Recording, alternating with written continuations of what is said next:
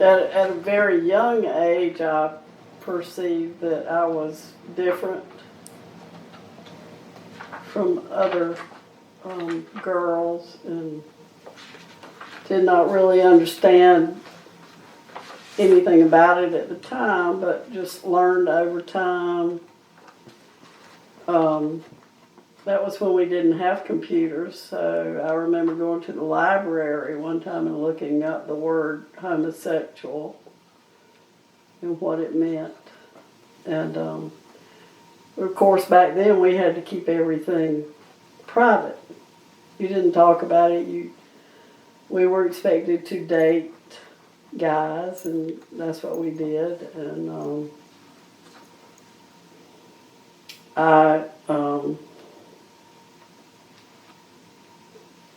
it was by the time I got to college, I finally figured out that I was gay, but I was still having to hide it because it just wasn't acceptable at all back then. So after college was finally when I threw in the towel and just decided to be myself and see what happened. Mine was very different. I had absolutely no role models for being gay when I was a teenager. And I did what was expected. You were either a nurse or a secretary or get married, okay? I got married at 18, and I was married, and I have 3 adult sons. And when I was maybe 42, pow, you know. I had felt all those years there was something, but I finally came out when I was about 42. And never had any issues with anybody anywhere about it. We were just married almost 3 years ago, and I had one of my middle son said to me one day, "Mom, why aren't you and Daisy married?" And I said, "Well, because I didn't think you would approve." He said, "Hell, I'll give you a party." So, so mine was sort of different from hers. Well, I graduated from high school in 1967. I moved up here in 76, so it was between 67 and 76 when I got out of college and realized that I wanted to go on a different path. So within that time frame. And then when I moved up here with a woman that was going to go to Western.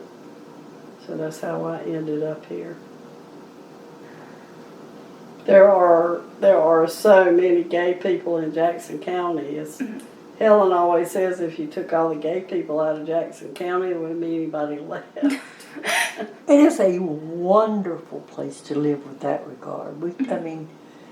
All of our friends here are out, and nobody has to hide. Nobody gives a damn, you know. First of all, it was never we never made a secret of it. In my little church here, there are like 3 openly gay couples that go there. St. David's has a lot there also. And you go in and you just don't make an issue. If there's a party, she's involved. If there's something at church and she wants to go, she's involved. And it was not, let's invite Helen and Daisy. And so everything that goes on at the church was just... It's very open. Very open and accepting. Very caring. But that's an Episcopal church.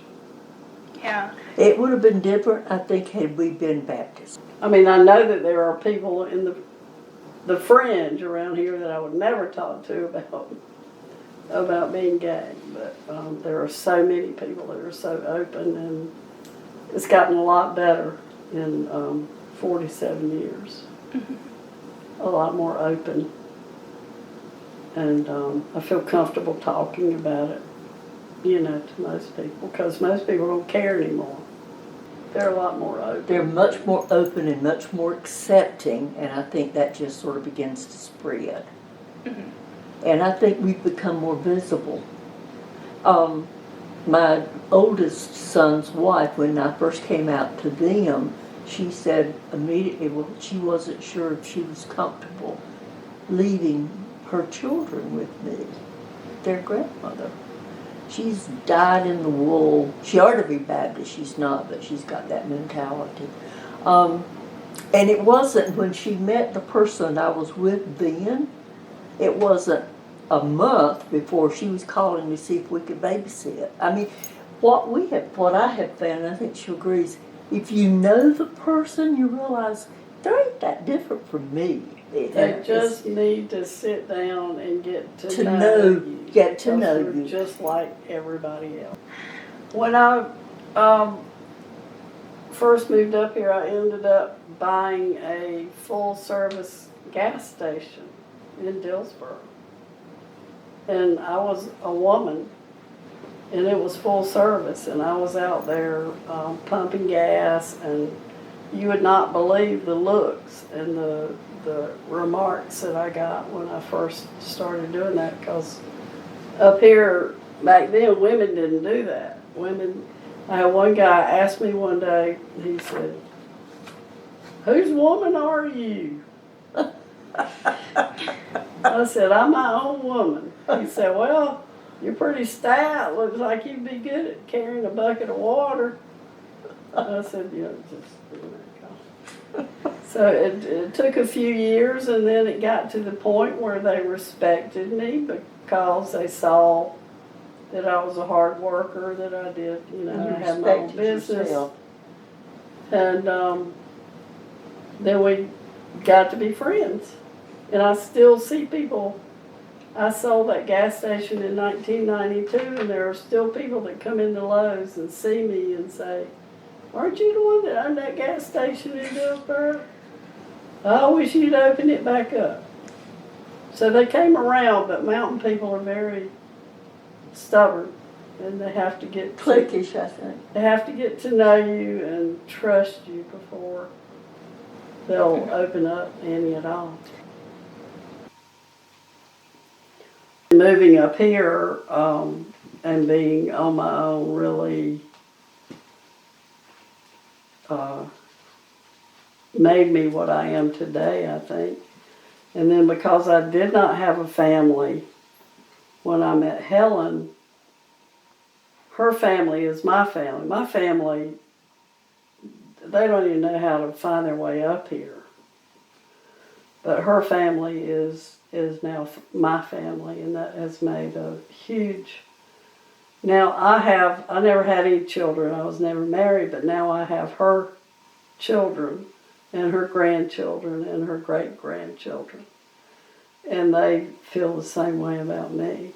So that's been a major part in my world. And there are a lot of gay people that don't have children. That's the biggest problem I had with being gay, was that, and many times I regret not having children, not having that connection.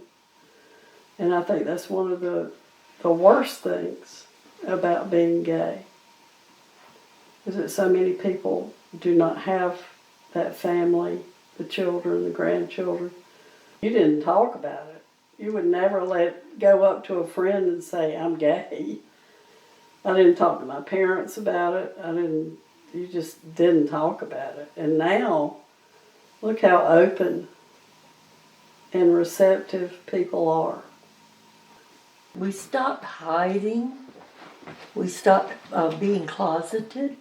They're not to say that there aren't still some who are, but they will come out of that closet. I think we set the stage. We opened the door.